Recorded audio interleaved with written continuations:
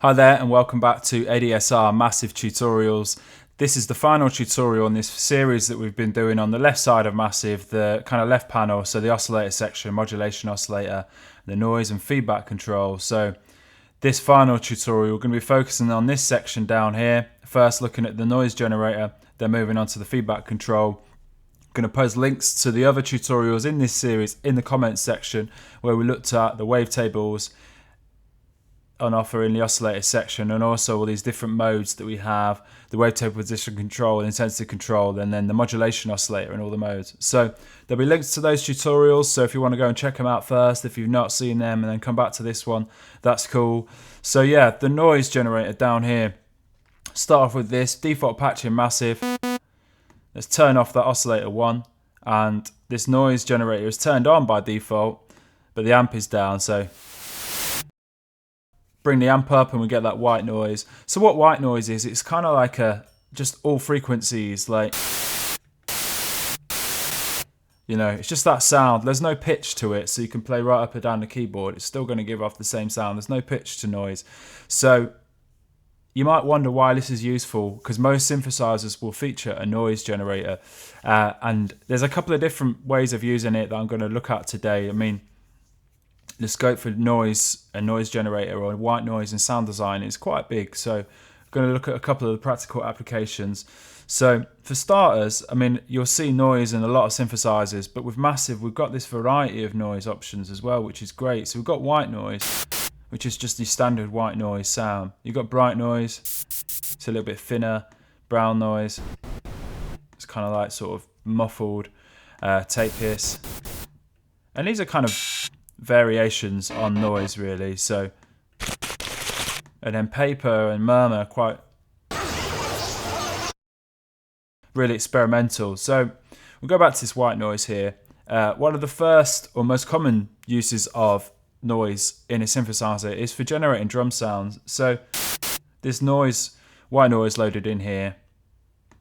Let's pull the sustain down on this amp envelope, pull the decay down, sharpen up that attack, and we've got this hi-hat sound, and you could go ahead and start distorting this, driving it a bit, add some reverb. You know, so noise is great for kind of hi-hats or even clap. So also on this noise generator, we've got this amp control. We've also got this color, which is kind of like a sort of like almost like a low pass filter for the noise. I mean, it sounds like it's kind of like pitch in it. I know I said there's no pitch with noise when you're going up and down the keyboard. There's no pitch, but when you move this color up and down, kind of like pitches it down, or maybe it's a frequency shift down. So we can pull that color down, and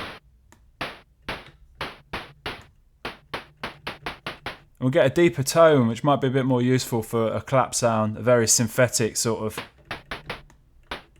drum machine sounding clap, but still quite useful all the same. Another good way of using noise is like as a special effect sound. So if I boost this sustain back up, so we've got the sustain kind of envelope, and just loop this kind of C3 note, got this white noise. Let's introduce some filters so we can see what we can do with this white noise sound. So I'm going to have this envelope 1, it's going to modulate the cutoff frequency of this filter. I'll use a low pass 4 filter, quite a high resonance value. Pull this mix slider down to the bottom, so getting that classic sort of noise sweep.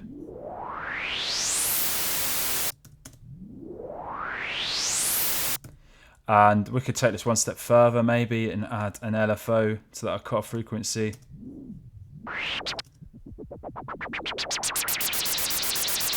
Start adding some effects maybe.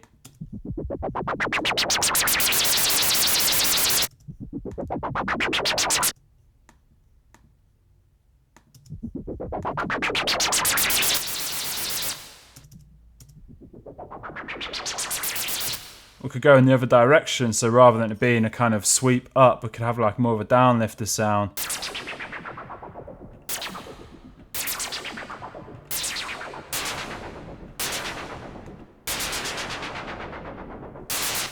So it's really useful for those sort of things. We could have like a high pass sweep on there instead.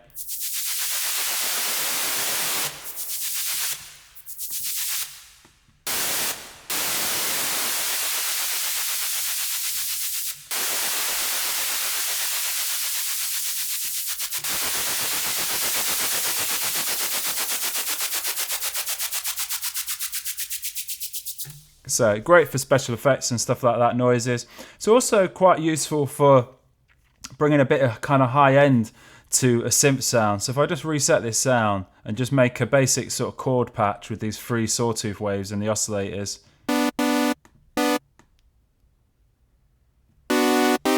So we've got this chord sound there, and we want to introduce a little bit of high frequency. We can do with this white noise. So, and if I turn this on and off here, you see what we're bringing to the sound. And we can also route the noise generator to either filter 1 or filter 2. So in this instance, say if we have this sound and we think there's, you know, that noise is quite nice, but there's too much kind of middle frequency on that noise, we could actually kind of route all these 3 oscillators to the first filter. Don't even have a filter set up in here for now, or maybe just low pass filter, and then put the mix slider, the 2 filters halfway, and route the noise generator to just filter 2. And let's introduce a high pass filter into the filter 2 slot, solo this filter for now, and sweep all those middle frequencies out of that noise, and then blend it back in with the other oscillators.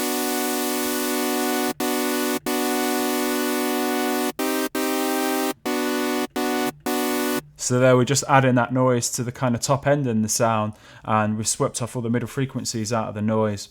So another useful kind of way of adding a bit of noise to sounds. Another thing I quite like to do is, like with percussive sequences, use the performer synced on a ratio of 1/16 and use the noise to kind of like sequence some clap sounds. So if I mute oscillator 1, and then we have this beat playing here, and then modulate the amp of the noise with the performer, pull the amp down to 0 and push this performer up like this.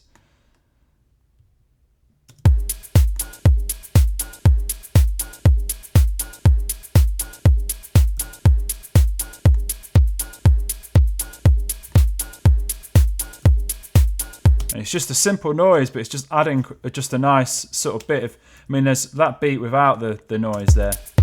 Got a tiny little clap, but adding that noise.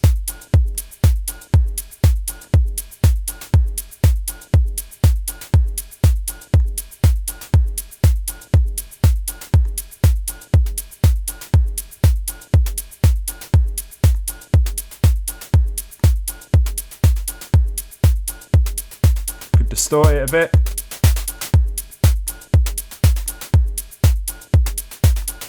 Reverb.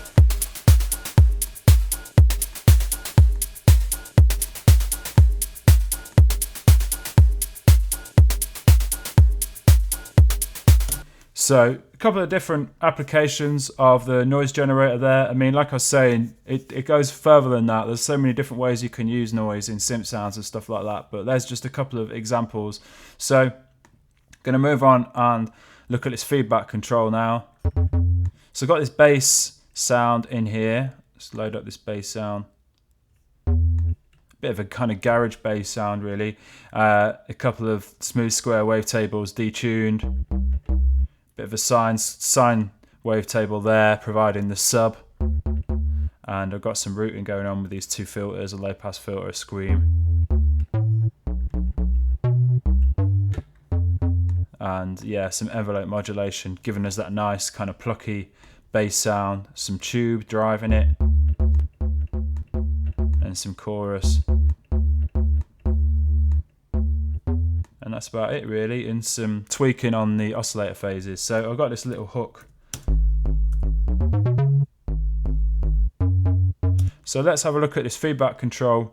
So this, what this does is, it's featured on a lot of kind of classic old school sort of analog synthesizers. I think the Mini Moog had a kind of feedback control where it reroutes the sound of the synth back into itself, creating this feedback loop. And it's used to kind of just warm up sound. So if you use it subtly, you can add quite a nice bit of warmth to kind of synth patches. So you can turn it on and off there. You've got this amp control. So here what happens to the sound as I boost this amp up to the point where it's just kind of too much and it's just destroying the sound. But even just about, say, a third of the way up, mute it. It's bringing something to the sound, so it's quite powerful really. And you also have this routed section here. You notice this post A, which basically means the feedback loop, or where it's being kind of the signal is being routed back into itself. It's post A, so after the amplifier. So if I go and hit, we can reroute it basically in this routing section. If I activate the feedback control there, you see this now changes to pre-A, so it's pre-amplifier, and we can also place it after filter 2, change to F2, or after filter 1. So depending what we have set up in the filter section, and also with these insert effects, it gets really interesting, this feedback control. So I'm just going to play around with this loop, and I'm going to load up a parabolic shaper in the insert 1 box.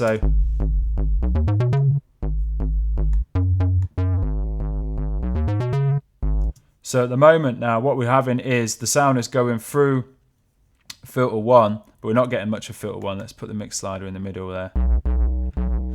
Through filter 1, then this feedback control is being inserted, and then so the sound is being rerouted back into itself. And then once the sound has passed through both the filters, before it gets to the amp, it's getting distorted by this parabolic shaper. So we can actually change all this routing round. So I can actually insert the parabolic shaper before filter 2. So much that changes the sound.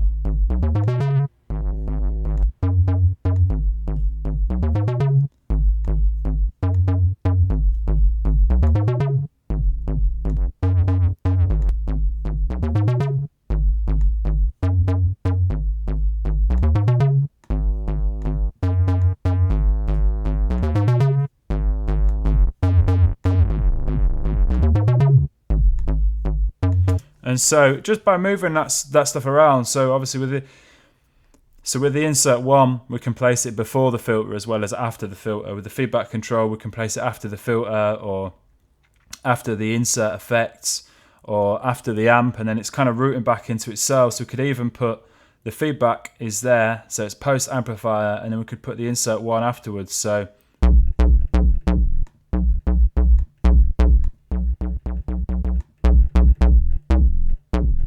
it's definitely worth investigating just how you can use that feedback control, and rather than just go, right, post amp, turn it up, and it adds a bit of warmth to your sound, which it does, which is great using it that way, but also look at maybe inserting it after filter 1 or after filter 2 with the scream filter, and then in combination with the insert effect, you can really kind of start shaping your sounds and just feeling out where, you know, sometimes this feedback control might distort your sound a little bit too much, but by placing it in a different part of the signal path, and it just kind of helps shape it a little bit nicer. So there's a little look there at the feedback control in Massive and also the noise generator. So I hope you enjoyed that tutorial. I hope you found it useful. Any questions, please get in touch. And also get yourself subscribed to our YouTube channel if you're not already, youtube.com/ADSR tuts. And also get yourself over to our website, massivesynth.com. Tons more tutorials on there featuring native instruments, Massive. And thanks for watching. All right, cheers.